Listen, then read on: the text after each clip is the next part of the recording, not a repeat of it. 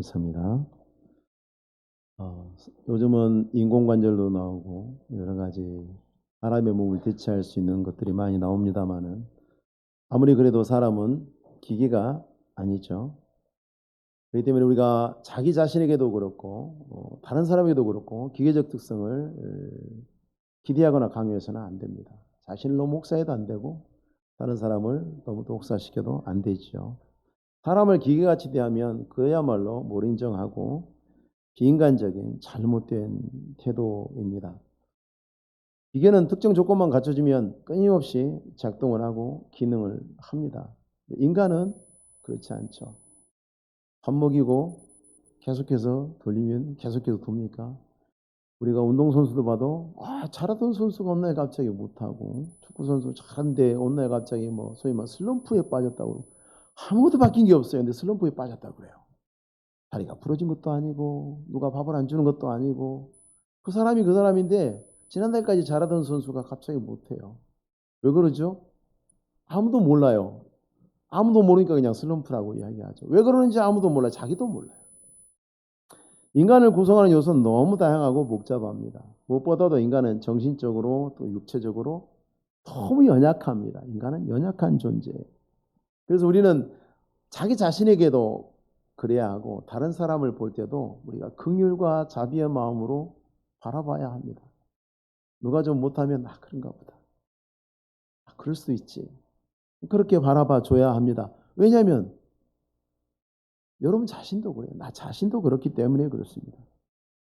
하나님이 원수를 사랑하라고 명령을 하셨습니다만은 원수가 잘못하고 있고 악한 일 하는 것을 칭찬하시는 말씀이 아니고 우리가 가지고 있고 만날 수 있는 인간관계 가운데 가장 외곽에 존재하는 것이 원수잖아요. 근데 그도 사람이기 때문에 불쌍히 여기는 마음으로 은혜를 베풀라는 그런 말씀이죠.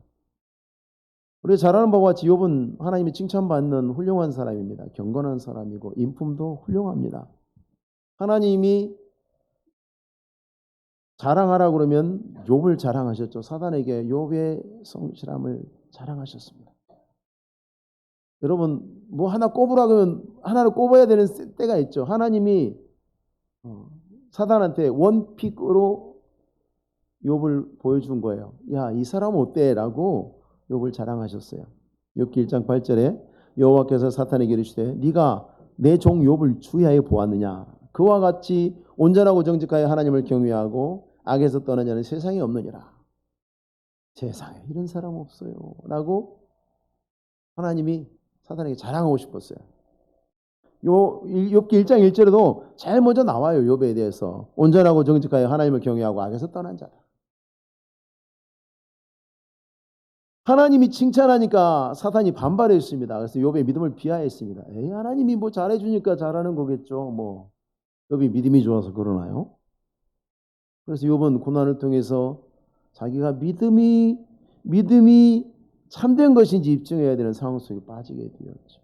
사단이 도전을 했기 때문에 그 상황에 들어가게 된 겁니다. 고난을 통해서 믿음을 입증해야 되는. 여러분 믿음은요 축복을 통해서 입증하는 거 아니에요. 고난을 통해서 입증하는 거예요. 운전 잘하는지 못하는지 정말 보려면 어디다 갖다 놓으면 돼요? 독일에 있는 니르부르크링이라는 세계 최악의 난코스가 있습니다. 거기는 운전을 절대로 잘할 수 없도록 도로를 만들어놨어요. 잘할 수 없도록 만들어놨어요. 그런데 세계에서 날고기는 운전수들, 드라이버들이 오면은 어떻게 합니까? 거기서 시속 130km로 막 코너를 돕니다. 무지무지하게 돕니다. 차가 미끄러지기 바로 일보 직전까지 막 그렇게 몰아붙이면서 운전합니다. 저희들은 절대 이렇게 못하죠. 왜 그들은 그렇게 하는가? 진짜 운전을 잘하는 사람들이거든요. 신앙생활도 마찬가지죠. 우리가 믿음이 있노라 할 때 진짜 믿음이 있노라는 안 좋을 때 나타나는 거예요. 안 좋을 때. 힘들고 어려울 때 우리 믿음이 증명이 되는 것입니다. 우리가 아는 것처럼 욥은 그 충격적인 상황이 들이치는 가운데서도 믿음의 사람으로서 하나님을 향한 믿음을 잃지 않았습니다. 1장 21절에 유명한 고백이 나오죠. 주신 이도 여호와시요 거두신 이도 여호와시오니 여호와 이름이 찬송을 받으실지니라. 여호와 이름이 찬송을 받으실지니라. 자, 욥의 재난의 이 소식을 듣고 욥의 친구 세 사람이 오는 이야기는 우리는 알지 않습니까? 근데 여러분 생각해 보십시오. 욥이 얼마나 부자야. 얼마나 유명한 사람이에요. 어마어마한 부자죠. 뭐 그 당시 대기업 총수 같은 정도의 그런 어마어마한 부를 가진 사람이에요. 친구가 얼마나 많겠어요. 그죠? 얼마나 친구가 많겠어요. 그런데 오늘날처럼 뭐 문자가 있는 것도 아니고 욥의 소식이 쫙 퍼져나가는데 욥을 알고 있는 그 수많은 사람이 그 소식을 들었을 텐데 세 사람이 와요. 한 동네 살지 않아요. 서로 가자고 입 맞추지 않았어요. 마음의 감동을 받아서 이 욥을 위로해야 되겠구나 하고 서로 다른 곳에 사는 세 사람이 욥을 찾아옵니다. 소식이 비슷하게 퍼져나갔으니까 비슷하게 와서 지금 앉아 있는 거죠. 오늘날처럼 문자로 보면서 너 어디쯤 왔냐? 거기서 만나서 같이 들어갈까? 그렇게 한 거 아니에요. 거의 비슷하게 소식이 퍼져나가고 같이 왔는데 와보니 세 명인 거죠. 사업이 잘 되더니 참 친구가 많아요. 사업이 망하면 사람이 뚝 끊긴다고 그러죠. 아마 욥의 이 엄청난 재난의 소식을 듣고 욥을 찾아온 사람은 3명 뿐이었을지도 몰라요. 근데 그런 것 같아요. 이 사람들은 적어도 진심으로 욥을 아끼는 사람들이었고 훌륭한 인품을 가진 사람들이 틀림없습니다. 사람이 어렵고 외로운 중에 있는 사람에게 보이는 태도가 그 사람의 인품을 드러낸다고 그러죠. 다른 쪽으로 말하면 권력을 줘보면, 힘을 줘보면, 높은 자리에 올려놓고 보면 그 사람이 어떤 사람인지 드러난다고 그러죠. 같은 말이에요. 나보다 낮은 사람을 보든지 다른 사람보다 높은 사람이 돼 보든지 그러면 그 사람이 어떤 사람이라는 것이 드러난다는 거죠. 결국은 격차 안에서 그게 보인다는 거죠. 그래서 갚을 길이 없는 사람에게 베풀라고 말씀하신 이유도 거기에 있습니다. 좋은 친구들을 만났습니다. 근데 대화가 없습니다. 욥도 할 말이 없고 찾아온 새 친구도 무슨 말을 어떻게 해야 할지 모릅니다. 그렇죠. 상황이 너무 위중하면 말하기 곤란할 때가 있어요. 7일 밤낮을 그렇게 앉아 있습니다. 욥이 마지막으로 주신 이도 여호와시오 거두신 이도 여호와시오니 여호와 이름이 찬송을 받을지니. 그리고 7일 밤낮 동안 욥의 마음속에서 무슨 일이 났을까? 여러분이 한번 욥이라고 생각해 보세요. 여러분 마음속에 무슨 일이 나겠어요? 여러분이 그런 일 당하면 여러분 마음속에 얼마나 복잡해요. 잠이 와요? 잠 안 와요. 밥 생각이 나나요? 밥 생각 안 나요. 욥의 세 친구들도 그런 욥을 보면서 자기 겉옷을 찢고 머리에 티끌을 날리고 재를 뿌리고 그리고 욥과 함께 앉아 있는 것만으로도 고난당한 욥을 향한 자기들의 위로의 마음을 그렇게 전하고 있었죠. 나 7일에 불편한 침묵이 깨졌습니다. 욥이 입을 엽니다. 근데 욥이 하나님에게 말하지 않아요. 자기를 위로하러 온 친구들에게도 말하지 않아요. 혼잣말을 해요. 혼잣말. 그러면서 무슨 말을 하냐면 누군가에 대해서도 말하지 않고 하나님에 대해서나 친구들에 대해서 그렇게 말하지 않고 자기가 태어난 그 날을 저주합니다. 생일날을 공격합니다. 어둡고 악한 날이라고 얘기합니다. 우린 다 어디 가서든지 생일을 어떻게 합니까? 축하하죠. 나하고 안 친한 사람이라도 생일 축하하면 박수 쳐줍니다. 식당 가서 저쪽에서 생일 축하 노래 나오면 박수 쳐주고 축하해 줍니다. 그게 인지상정이죠. 장례식 났는데 거기 가서 왜 이리 좋냐 그렇게 하면 되겠습니까? 그러면 아무리 죽은 사람이 나쁜 사람이더라도 그 사람을 사람들이 이상하게 쳐다보죠. 저러면 안 되는데. 근데 욥은 지금 자기 생일을 저주하고 있는 거예요. 장난스럽게 우리는 생일 축하할 때 노래를 바꿔서 왜 태어났니 뭐 이렇게 얘기했는데 지금 욥이 지금 그러고 있는 거예요. 어머니 왜 나를 낳으셨나요? 지금 그러고 있는 거예요. 나는 왜 태어났나? 하나님 나를 왜 태어나게 하셨나요? 지금. 그날로부터 시작해서 삶이 계속되어서 욥의 지금 고난당하는 시간에 지금 빠져 있지 않습니까? 욥이 자기 어머니를 저주하지 않아요. 아버지도 저주하지 않아요. 하나님을 저주하지도 않아요. 근데 비인격적이죠. 자기가 태어난 나를 저주하는데 그건 암묵적으로 자기 부모와 하나님을 향하고 있는 거예요. 8절에 보면 나를 저주하는 자들이라는 이야기가 나와요. 이스라엘이 출애굽할 때 이스라엘을 저주하도록 고용된, 발락에게 고용된 발람이라는 사람 기억하시죠? 그 당시에 문화였어요. 전문적으로 저주하는, 전문적인 울음을 울어주는, 장례가 나면 거기서 통곡을 해주는 전문 통곡가들이 있었고, 그 다음에 전문적으로 저주하는 자들도 있었어요. 직업이었어요. 그런데 나름 뭐가 있었나 봐요. 그래서 어둠과 연결되어 있는, 어둠의 세력과 연결되어 있는 리워야단이라는 이 괴물의 정체가 정확하게 뭔지는 모르겠습니다만, 이 리워야단을 깨워서 활동하게 할 정도의 저주의 전문가들을 소환해서 제발 내 생일을 그들이 저주했더라면 이렇게 바랄 정도로 욥은 간절히 자기가 살아있는 것을 싫어하고 있습니다.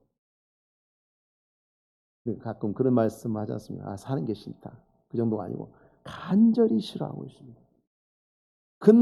그 생일날로부터 이어져 지금까지 삶이 연결되어 있는데 욥이 지금 현재 고통이 너무 극심하니까 무너져 가고 있는 거죠. 사람은 연약해요. 그러니까 무너져요. 자꾸 충격을 받으면 무너져요. 그래서 분별력이 흐려져 있습니다. 7일 동안 욥은 극도의 스트레스에 휩싸인 거예요. 그리고 서서히 약해지는 거예요. 여러분 무쇠가 아닙니다. 여러분 옆에 있는 사람도 무쇠가 아니고 여러분도 무쇠가 아니에요. 괴로움과 고통에 계속해서 노출되면 사람이 약해지게 돼 있어요. 그래 교회가 왜 같이 모여 있습니까? 누군가 약해질 때 옆에서 기도해주고, 누군가 널 위해서 기도하네. 기도해주고 위로해주고 격려해주고, 그러면 또 내가 약해질 때 누군가 도와주는 거거든요. 우리가 그렇게 신앙생활하라고 교회로 부름을 받은 것입니다. 너무 지금의 고통이 심하니까 태어나지 않았으면 차라리 이 고통도 없었을 것 아닌가라는 생각에 사로잡혀서 생일을 저주하는 거예요. 근데 생각해 보십시오. 욥의 생일과 욥이 지금 고통스러워하는 이 날 사이에는 뭐가 있죠? 그 사이에 우리가 잘 아는 욥기 1장에 나오는 그 모든 좋은 날들과 좋은 것들이 거기 들어있어요. 하나님이 좋은 자녀들도 주시고, 하나님이 가정도 꾸리게 하시고, 많은 물질도 주시고, 많은 사람들에게 존경도 받게 하시고, 그날들은 다 뭐예요, 그러면? 그날들은 다 뭐예요? 지금 안 좋으니까 옛날도 다 안 좋은 거예요? 그건 가치가 없는 것입니까? 그렇게 말할 수 있습니까? 하나님이 그동안 베풀어 주셨던 모든 것들에 대한 감사와 믿음을 생각할 수 없을 정도로 욥은 지금 괴로워요. 그리고 그만큼 약해져 있어요. 욥이 하나님 앞에 은혜와 복을 누린 날들은 훨씬 긴 세월이었어요. 지금 고통은 이제 시작돼가지고 이제 한 10일 됐어요. 근데 그 10일의 극심한 고통이 이전의 모든 즐거움을 생각나지 못하게 할 정도로 그만큼 욥에게는 충격이었습니다. 우리는 사람이 그러면 되나 하고 욥을 보시면 안 됩니다. 우리가 욥의 형편에 빠진다면 우리는 그보다 더할 거라고 인정할 만큼 우리도 연약합니다. 충분히 연약합니다. 여러분 연약하시다는 것을 알고 있어야 돼요. 나도 다른 사람도. 자, 11절부터 보면은 생일을 저주하다가 이제는 내가 죽음으로 향해 나갑니다. 처음에는 생일을 저주했어요. 생명을 저주는 이제 죽음을 사랑해. 생명을 저주하고 죽음을 사랑하는. 모태에서 죽어서 나오는 거, 이건 성경에서 저주받은 자들이 당하는 결과로 받아들여졌죠. 민수기 12장에 보면요, 미디암이 하나님 앞에 범죄해서 하나님께서 미디암을 치셨죠. 징벌하셨죠. 그때 모세가 문둥병이 된 미디암을 위해서 이렇게 기도합니다. 그가 살이 반이나 썩어 모태로부터 죽어서 나온 자 같이 되지 않게 하소서. 하나님 징벌을 그쳐주세요. 그 뜻이에요. 징벌이 뭐냐? 모태에서 죽어서 나온 자 같이 되지 않도록. 그러니까 하나님 앞에 징벌과 저주받은 자의 모형이 뭐냐면 모태에서 죽어서 나온 자예요. 죽어서 태어나지 않는 것도 한탄하고, 나를 태어날 때 나를 받아준 산파도 한탄하고, 왜 나를 받아줘가지고 어머니가 나를 낳아가고 사랑하는 마음으로 품에 안고 젖을 먹여주신 것 또 한탄하고, 어머니는 그냥 내가 굶어 죽게 놔두지 왜 나를 젖을 먹여서 살려주셨습니까? 아버지 왜 나를 무릎에 놓고 키우셔가지고 내가 이날 이 꼴을 보게 하십니까? 욥은 사람들이 사랑하고 좋은 거라고 분류하는 모든 것들에 대해서 한탄하고 있어요. 왜? 그것이 나를 살게 했는데 나를 살게 한 이 삶이 지금 너무 고통스러운 거예요. 그래서 욥의 마음과 눈은 삶을 등지고 죽음을 향해 있습니다. 왜 죽음을 동경하는가? 욥은 너무 힘드니까. 몸과 마음이 지쳐 있으니까. 여러분, 삶에 아무런 소망이 없다고 느끼게 될 때에 인간은 죽음을 동경하게 됩니다. 그렇습니다. 그렇죠. 삶에 아무런 소망이 없어요. 지금도 소망이 없고 앞으로도 영원히 소망이 없을 것 같아요. 그러면 생각해 보세요. 살다가 지금 소망이 없어요. 너무 고난과 고통 속에 괴로워요. 계속 괴로울 것 같아요. 그리고 어떻게 되죠? 죽죠. 사람들이 똑똑해요. 죽잖아요. 어차피 죽을 거 이걸 삭제하자는 얘기죠. 어차피 죽을 거니까 죽을 때까지 고통스러울 것 같은 이 시간을 삭제하자는 거죠. 그래서 사람들이 삶을 포기해요. 그 사람들이 아무 생각이 없는 게 아니에요. 자기 딸에 열심히 생각을 해보는 거예요. 어떻게 해야 좋을까? 삶의 고통은 당장 눈앞에 현실이고 죽음은 눈에 안 보이지 않습니까? 막연한 생각을 하게 되는 것입니다. 삶의 고통이 죽음의 두려움보다 더할 수 있다는 것을 아셔야 해요. 때로는 어떤 잘못된 선택을 하거나 그런 일들을 당한 사람들에 대해서 우리가 소식을 듣습니다마는 잘못된 행동이고 잘못된 판단이지만 왜 그랬을까를 생각해 보면 이해할 만한 구석들이 있어요. 아무 이유 없이 그렇게 하진 않아요. 두 번째로는 욥이 죽음에 대해서 진실과 오해가 있습니다. 욥이 말하는 죽음에 대한 이야기 중에는 맞는 말도 있고 틀린 말도 있어요. 욥은 죽음을 그냥 무의식의 상태로 생각해요. 잠자는 것처럼. 우리가 죽으면 하나님 나라 천국에 아름다운 천국에 갈 것이다. 이런 생각 가지고 지금 이야기하는 거 아니에요. 죽으면 무의식의 상태가 될 거라고 욥이 했는데 그건 오해입니다. 너무 현재 고통이 극심하니까 그냥 벗어나는 거에만 지금 치중하고 있는 거예요. 온 마음이 이제 거기에만 집중되어 있어. 어떻게 하면 이 고통을 내가 벗어날 것인가? 이게 결론은 비슷하게 나오죠. 세상을 고통의 바다라고 설명했던 종교 지도자가 있어요. 인생은 고해다. 누군지 아시죠? 그래서 그 종교 지도자도 답이 뭐냐? 벗어나는 거다. 그게 답이다. 해탈. 벗어나는 거. 어디서 벗어나는 겁니까? 삶의 수레바퀴에서 벗어나는 거예요. 수레바퀴 앞에 삶의 수레바퀴에서. 인생을 고통으로 인식하면 벗어나고 싶어요. 누구든지. 그럴 수밖에 없습니다. 근데 욥이 인식한 죽음에는 또 진실이 있어요. 모태에서 죽어서 나와 어머니 젖을 빨아보지도 못한 갓난아이나 온갖 권력을 쥐고 세상을 흔들고 호령하던 왕이나 특권과 부귀영화를 누리는 귀족들이나 다 똑같은 형편에 있게 만드는 것이 죽음입니다. 죽음은 다 똑같아요. 다 썩어요. 다 흙이 돼버려요. 먼지가 돼버려요. 고난을 당하는 자나 부귀영화를 누리는 자나 똑같아요. 똑같이 만드는 것이 죽음입니다. 그래서 이 죽음이라는 것은 사람들이 살아있으면서 이 세상에서 그렇게 건설하려고 했던 그러한 평등을 이루는 역할을 해요. 죽음. 인류 역사를 보세요. 어디로 달려갑니까? 옛날부터 지금까지 평등을 향해서 달려가고 있죠. 왕을 세워놨더니 하도 못살게 굴어. 왕 없애고. 귀족을 세워놨더니 더 그래. 없어요. 그 평등을 향해서 달려가는 몸부림이 인간 사회의 발전 과정입니다. 공산주의는 과격하게 그걸 시도한 거고 대부분의 사회들은 평등을 향해 나가고 있죠. 지금 어떻게든 감추려고 그러지 누군가가 특권과 고난을 남용한 게 드러나면 사람들이 참아요. 요즘 사람들이 참습니까? 안 참죠. 가만히 안 있죠. 왜 당신만 특권을 누리냐고 사람들 화내잖아요. 사회가 그래요. 그런데 되나요? 수단법 안 가리고 온갖 불평등과 반칙을 하려고 하죠.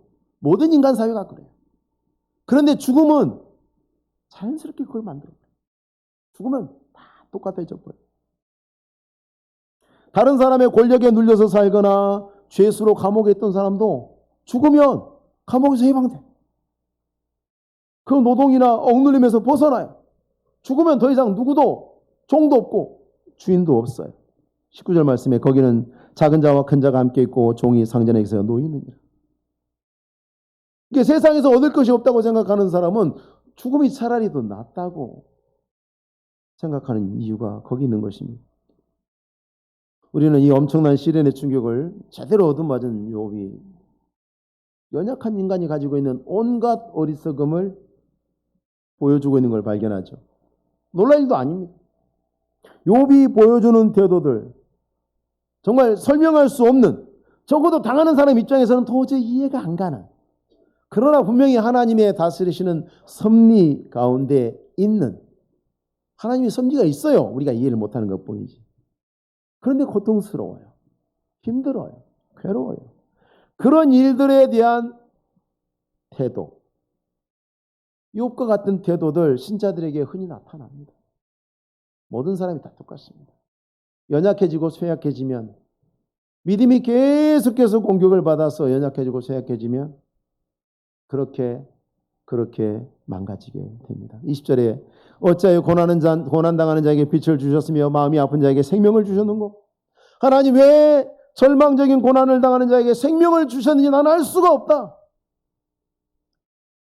차라리 죽게 하시는 게 낫지. 죽게 하시면 쉬기라도 하지. 왜 이렇게 살려두셔갖고 괴롭히시느냐 이거예요. 여러분, 죽을 것 같이 힘든 사람들은 그런 생각이 들지 않겠어요? 그런 생각이 안 들겠습니까? 욥은 사람들에게 항상 하나님이 이런 식이다라고 말을 하지만 자기 마음을 표현하고 있는 거죠. 하나님에게 그렇게 말하고 싶은 거예요. 하나님, 왜 저를 살려두셔가지고 이렇게 힘들고 어렵게 하십니까? 이렇게 아프게 하시고 이렇게 힘들게 하십니까? 왜 살려두셨습니까? 저 좀 데려가세요.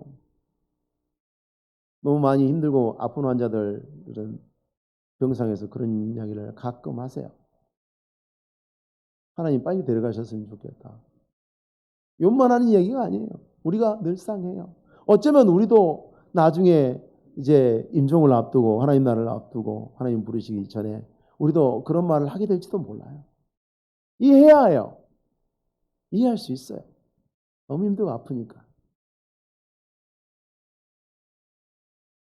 그런데 욥의 생각대로라면 살아있는 사람은 고난당하면 안 됩니까? 살아있는 사람은 고난당하면 안 됩니까? 고난당하면 죽어야 합니까? 유럽의 미국의 어떤 유명한 팝 가수, 락 가수들처럼 젊어서 죽어라 합니까? 나이 들어서 주름살 생기기 전에 멋지게 죽어야 합니까? 멋질 때 죽어버려야 됩니까? 결국은 같은 철학이에요. 마귀의 철학이죠. 마귀의 생각이죠. 고통당하는 사람은 죽어야 하는가? 죽은 게 더 나은 것인가? 고통당하는 이 차라리 죽는 게 낫다는 생각은요, 안락사의 합법성을 주장하는 사람들이 사용하는 논리예요. 존엄사. 인간은 존엄하게 죽을 권리가 있다. 그런데 성경은 말합니다. 우리가 이 땅에서 당하는 고난도 사명이라고 말씀하고 있어요. 괴로움도 하나님 일 하는 거예요. 이를 악물고 신음소리 내면서도 교회 가고 성경 읽고 아파서 고통스러운데도 하나님 옆에 기도하고, 그것도 사명이에요. 어떻게 편한 길만 가겠습니까? 태초부터 하나님께서 타락한 인간에게 네가 죽도록 고생해야 먹고 살 거라고 말씀하셨어요. 편안한 삶을 말씀하지 않았습니다. 예수 믿고 하나님의 자녀 되면 육체의 질병도 없고 아무 근심 걱정 없고 물질적인 풍요를 누려야 하고 기도하면 소원대로 되고 그래야 됩니까? 이렇게 믿음이 좋으면 세상적으로도 잘 되고 건강하고 물질적으로 풍요를 누려야 한다는 그런 생각들은 과거에 은사주의 운동이 우리나라에 판을 칠 때 같이 퍼져나갔던 번영신학이에요. 하나님의 뜻과는 아무 관계가 없습니다. 하나님 우리에게 그렇게 말씀하신 적이 없습니다. 근데 욥이 지금 그러고 있어요. 나중에는 이제 욥이 하나님의 보호하심도 원망스러워요. 23절에 보니까 하나님에게 둘러싸여 길이 아득한 사람에게 어찌하여 빛을 주셨는고? 하나님에게 둘러싸여서 빛이 아득해. 길이 아득해. 하나님이 지금 욥이 찾고 있는 게 뭐냐면 죽음의 길이잖아요. 죽음의 길을 찾고 있는데 하나님이 죽지도 못하게 하시는 거예요. 하나님이 둘러싸서 죽지도 못하게 하신다고 지금 불평하고 있는 거예요. 욥기 1장 10절에는 사탄이 뭐라고 하나님한테 항의하냐면 하나님이 울타리로 보호하셔서 욥이 하나님한테 믿음을 보이고 있는 거 아니냐고 항의하고 있어요. 근데 그 사단의 생각과 욥의 생각이 지금 같아요. 주께서 그와 그의 집과 그의 모든 소유물을 울타리로 두르심 때문이 아니니까. 이 이야기의 무서운 점은 뭐냐면 하나님의 보호하심의 울타리 안에는 고난이 상정되어 있지 않아요. 하나님의 보호하심의 울타리 안에는 괴로움이 없어요. 없어야 한다고 생각하고 없다고 믿어요. 그게 누구예요? 사단이에요. 욥이 지금 그 생각에 사로잡혀 있어요. 부모들은 철없는 자녀들을 보호하기 위해서 늦은 시간에 다니지 말라고 통행 금지를 하죠. 몇 시까지 들어와? 자녀들이 항변합니다. 아, 왜요? 위험해. 그런데 부모가 말하는 위험은 직접 눈앞에 닥쳐서 당하기 전까지는 없는 것 같아요. 철없는 자식의 눈에는. 부모는 삶의 경험을 통해서 위험은 어둠 속에 잠재되어 있어 안 보일 뿐이지. 그래서 부모는 울타리를 치는데 자식들은 그 부모의 보호의 울타리가 뭘로 느껴져요? 귀찮아, 부담스러워, 괴로워. 욥은 하나님이 믿음의 사람들을 보호하시는 울타리 안에 고통과 괴로움이 있을 수 있다는 사실을 받아들이기 어려워하고 있습니다. 오늘날에도 그런 사람들이 있죠. 목사님, 하나님이 계시면 왜 누구는 아프고 누구는 병들고 왜 누구는 사업이 망하고 왜 우리 자녀는 이렇게 어렵고 왜 그런가요? 라고 말씀하시면 제가 할 말이 없어요. 하나님이 계시니까 그게 있어요. 왜요? 우리는 죄인 아닙니까? 우리 안에 수많은 악이 있지 않습니까? 우리가 이 세상에서 죄인으로서의 모든 것을 벗어버리기 전까지는 우리는 끊임없이 그로 인해서 징벌을 받아도 할 말이 없는 사람들이죠. 욥의 불평의 마지막 26절에 보시니까 나에게는 평온도 없고 안일도 없고 휴식도 없고 다만 불안만 있구나. 여기서 말하는 요 불안이 뭐냐면 17절에서 말하는 악한 자의 소요예요. 악한 자에게 있는 그 불안이 자기에게 있다는 거예요. 근데 욥은 자기를 악인으로 정죄하지 않습니다. 근데 왜 나는 악인이 아닌데 왜 악인에게 있어야 되는 그 평화 없는 소요가 왜 그 불안이 나에게 있는가?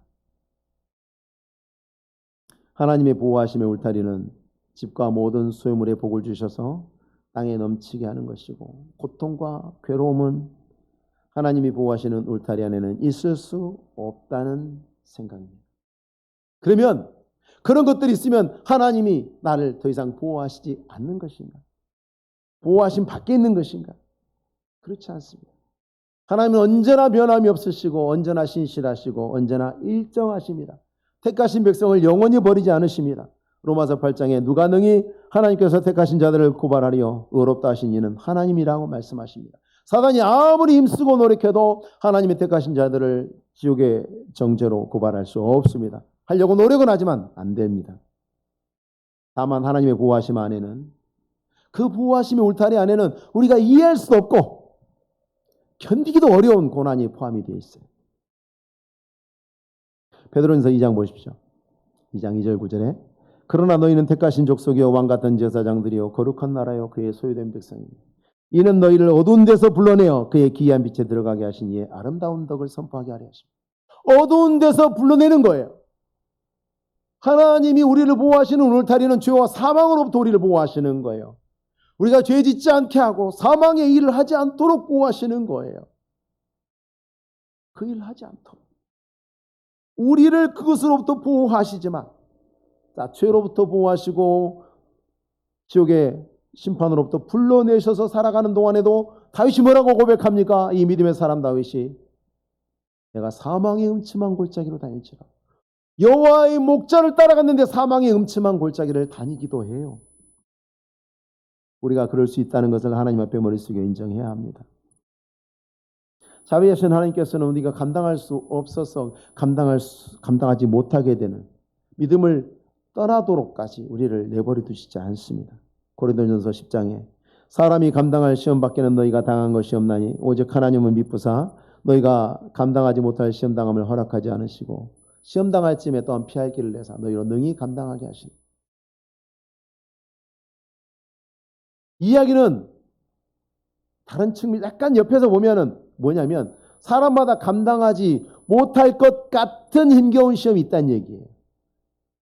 감당을 하게 하세요, 하나님이. 그건 내가 하는 게 아니에요. 감당하게 하시는 거예요. 그렇기 때문에 내가 봤을 때는 못할 것 같은 시험들을 우리가 만나게 된다는 말씀입니다.